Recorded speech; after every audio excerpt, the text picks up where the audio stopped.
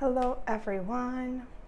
I wanted to record this video on one topic. Well, actually I have like a list of 100 topics for this year for my YouTube channel. But then I kind of do want to talk about the things that matter here and now in my life, regardless of the list that I created. And so something that has been coming up for me, and I think a lot of people can relate, is how we show up online or really in the world and in life. And I want to talk about authenticity and openness and vulnerability. Those things are very, very important. Those things unite all of us as people. Those things promote peace. Being vulnerable, being open, being authentic is always, always, always more enjoyable than feeling like somebody's fake or they're pretending to be someone they're not. And we all do that, and it's fine. I think it's a coping mechanism, and I personally, in the past, a lot more than now, used to pretend and used to hide and used to fake a lot of the things, especially when it would come to my emotions or my reactions. And I've learned to manage quite well, thanks to therapy sessions, thanks to all the conversations with my friends and close people. And fortunately, I had experienced safe environments where expressing emotions was fine, and that experience taught me that, like, it kind of imprinted the idea of expressing your emotions and your authentic self is good. So I'm grateful, but I do know that a lot of people haven't had that, and it's really, really difficult to allow yourself to be yourself when you haven't had an experience where other people are accepting you for who you are.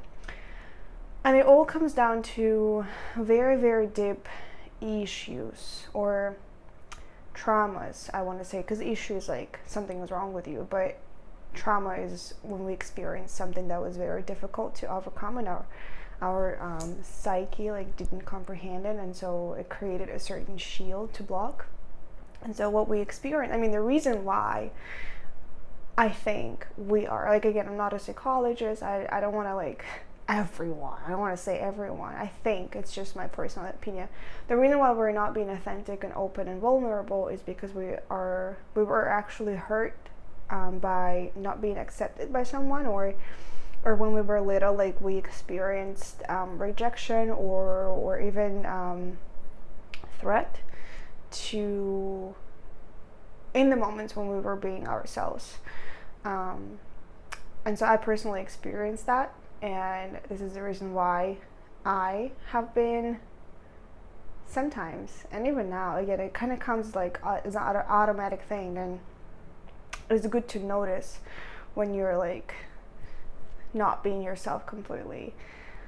But yeah, it all comes down to the fact that we were not accepted once. And I think the only and the best way to cope with that and to become more open and not being afraid of being vulnerable, not being afraid of expressing those emotions, is to go back to that special day, to that moment when you experienced that rejection first, and to relive it. And I'm not a therapist, but I do know that therapy is the space where you can experience that and do that very safely and comfortably, and hopefully your therapist is qualified. You can also kind of do it with your close people, but you have to make sure that the environment is going to be safe. And so you have to go back to that memory, to that experience that you had of you feeling rejected by other people, and understand that it doesn't matter. Like, those people had their own issues. They did not accept you because there was something in you that they didn't accept in themselves. Which brings me to the point of this video, is once you accept yourself, life becomes easier. And accepting yourself doesn't happen overnight. It's not like you've just, accepted yourself and now you're going to accept yourself to the rest of your life. if it happens to you this way, I'm very, very jealous and I'm very happy for you.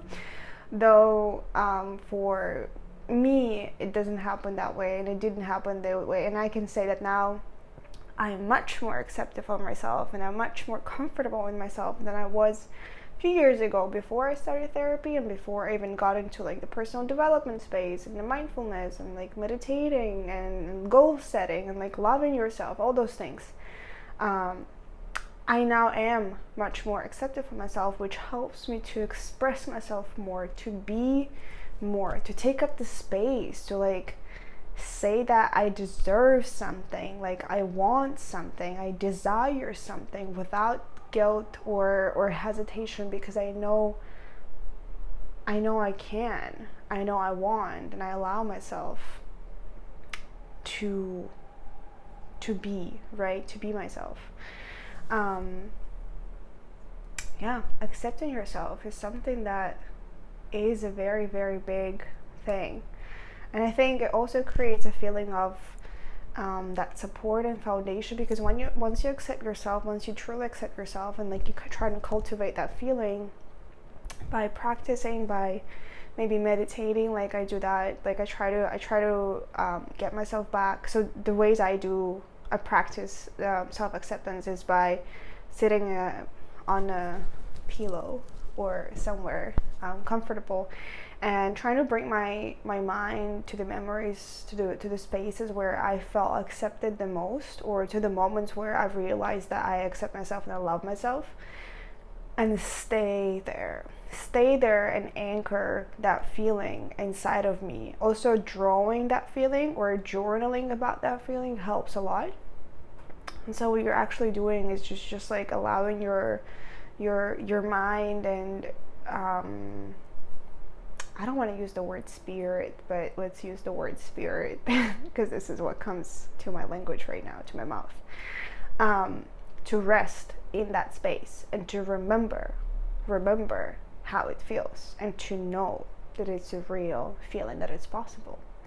And so that creates a ground, because in that feeling you feel peaceful, you feel comfortable, and that allows you to really move on to other things that you want to do in life. Because we waste so much time. I do. I waste so much time on thinking through just everything. And I think if I was to only focus on accepting myself and not judging myself and just allowing myself to be the way I am, I would have much more energy and resources to invest into my projects and other things. That to say, I'm still very, very proud of myself. I still think I've gone far, and I'm not like beating myself up anymore. Sometimes I do, but most of the times I'm like, yeah, I did a good job, I'm grateful, and I'm happy that I did what I did, and I am who I am.